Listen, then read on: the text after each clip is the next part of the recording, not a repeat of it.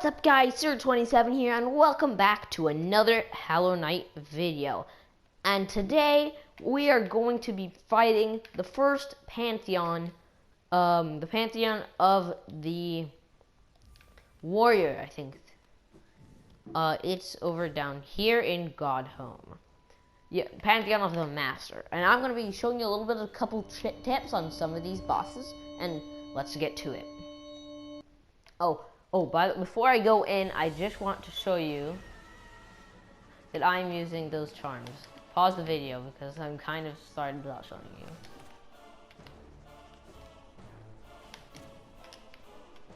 Gunfly King is easy and just annoying.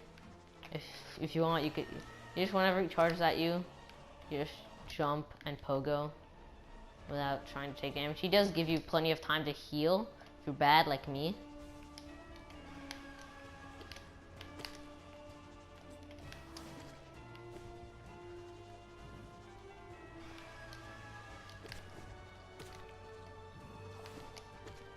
I don't like this boss because he can just, like, if he wants to, he can just make it so this fight just doesn't end by just keep on screaming.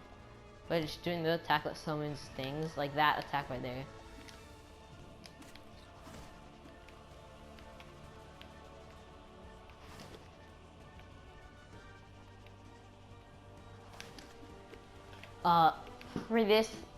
For this pantheon, before you do this, I do recommend you practice Aurora and MATO in the area below Godhome, in the lower part of Godhome. I'll show you to get to that afterwards, because it will make this part a lot easier.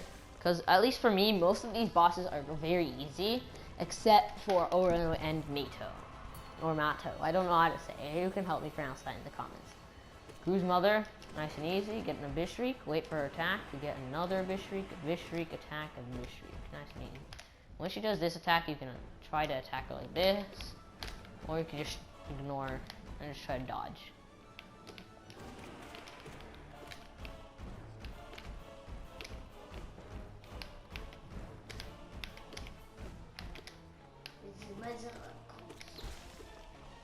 Make sure you get your heals in between each fight. And after Gru's Mother, we have False Knight. Nice and easy, just attack him really quickly as fast as possible. If he jumps towards you, dash under him. If he dashes away, jumps away, just go elsewhere. Just dash away from when he does that. You can hit these things at him to do a bit of extra damage. For this attack, you can charge up your Cyclone Slash to do extra damage.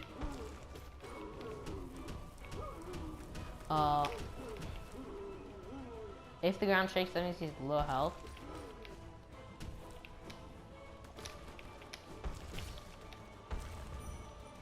You don't need to Gmail him, but you can. He gives you plenty of time to Gmail him afterwards, if you actually Gmail him. For some reason, I was Gmail. He gives plenty of time to give you max juice for this next fight.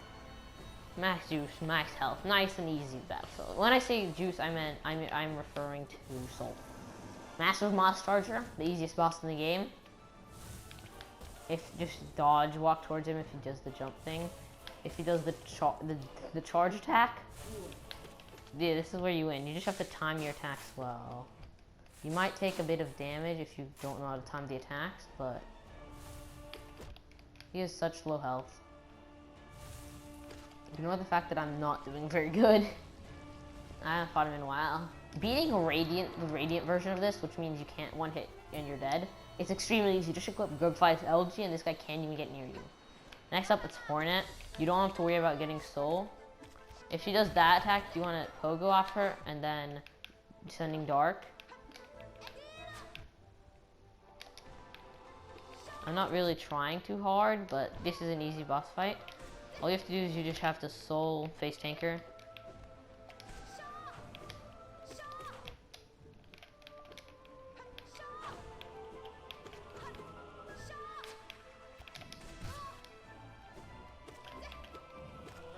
Because of the knockback, because she isn't immune to knockback, double jump too late.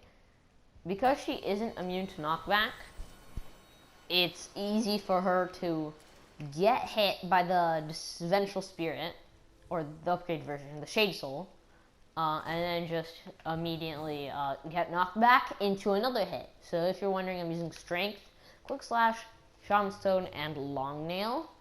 Now, if you you can, for this first part, if you want, you can use the Mark of Pride instead of Shaman Stone, and then the Long Nail gets replaced by Heart for general setup with extra health in case just to tank, and then you do that. Shaman Stone is nice against Orb.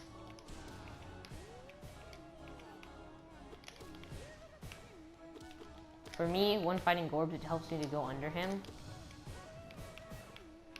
Oh, I don't like to Abyss Shriek him because the knockback, he just gets knocked back into doing a ton of weird...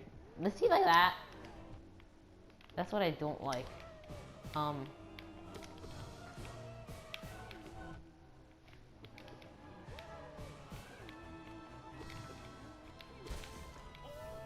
Nice and easy. Shouldn't be taking too much damage from that. Most importantly, it doesn't really matter too much if you take damage as long as you have health afterwards. If you save enough soul to do Descending Dark, you can Descending Dark Dung Defender. Dung Defender, for me, is extremely easy. You just attack. If he digs, you just Descending Dark. If he does that right before he throws, just back up. The ball form, if you're good, you can bounce him like that infinitely upward, and you can Descending Dark him there. If he does the Dahunda thing like this, what you could do is he'll dig down immediately afterwards, so you can Descending Dark to interrupt him. As I say, I don't like it when he interrupts my Descending Dark. It's kind of rude. Don't care too much because it's a very easy boss fight. You can't Dream Nail afterwards, unfortunately. And then we're going into Dream Warrior. Nice and easy. When he does the down type, you just move slightly. When he does that, you just dash through it without being too close. Like that. Make sure you have the shadow dash. That's nice and easy. If you want, you can use a bit of your meant to dash towards him. You could use a bit of your spells.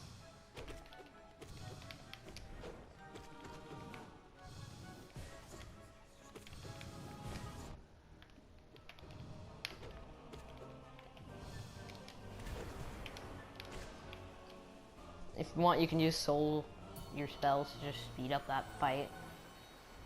Next up, we have Brooding Malik. This is one of the harder fights. Make sure you just use the Shadow Dash a lot to just Shadow Dash through him. Those are my tips.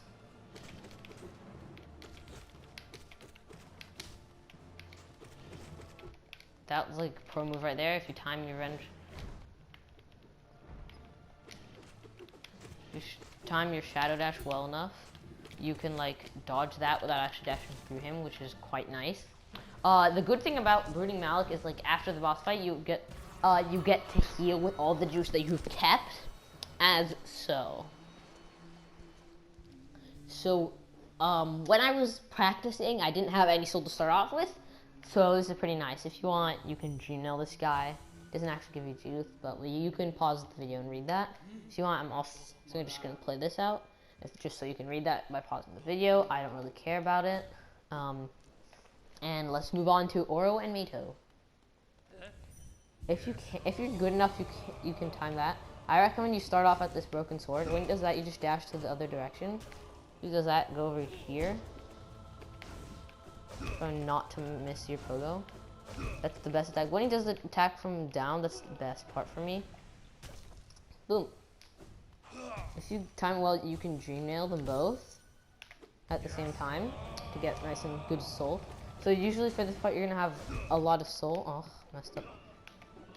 You want to just use your spells a lot, because they're gonna be doing an amazing amount of damage. Dash under them while they're doing their... If you can get your spells to attack both of them, that's perfect, because then you're doing a ton of damage.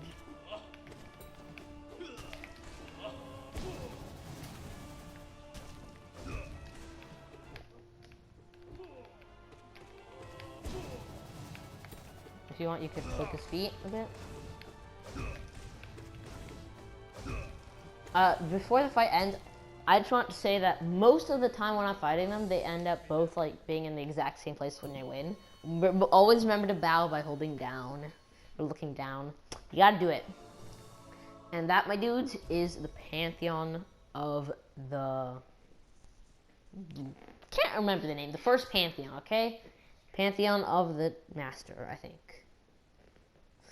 And that, my dude, is Pantheon of the Knight and Pantheon of the Master.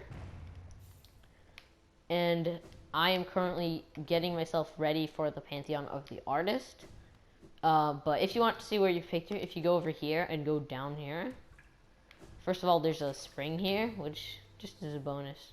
Gives you soul, but it doesn't matter because it doesn't carry you into the battles. And you can go into here, and here you can fight every single boss specifically. There's Gru's Mother, Vengeful King, Brooding Malik, Hollow Knight, Hornet, Aggressive Boss Charger, Thing, another thing, Broken Vessel, Nos, Collector, Thing, more Thing. In addition, if you go up here, this is where you can fight Radiance. But to do that, you have to beat the Pure Vessel, which I have not done yet. So if you want to fight, if you don't like ZOTE, because nobody does, you can fight a ton of ZOTEs, which is just going to be a bonus part of the meta. So you go over here, Crystal Heart, over here, double jump, and go onto that wall. And boom, if you climb up, there will be a breakable floor over here, which you can break. And another breakable wall right here, which if you break, you end up getting the statue, which then you could challenge and fight ZOTE. Well, not one ZOTE, but many ZOTEs. Oh, that was I was solve that. Nobody likes ZOTE, so you gotta beat him up.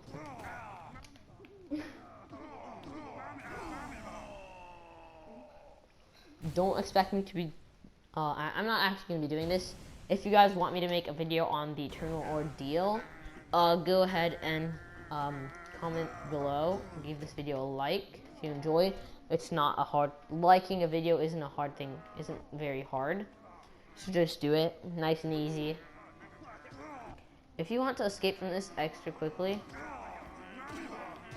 what you could do is you could just Dream Gate.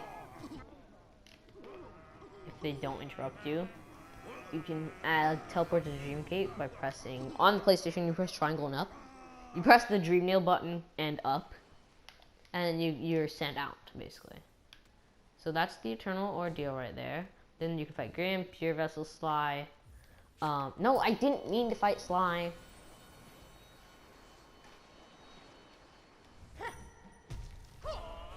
No, Sly, I don't want to fight you. Double damage. Yeah, okay, that's gonna be difficult. Can you murder me, please? Please kill me! Thank you.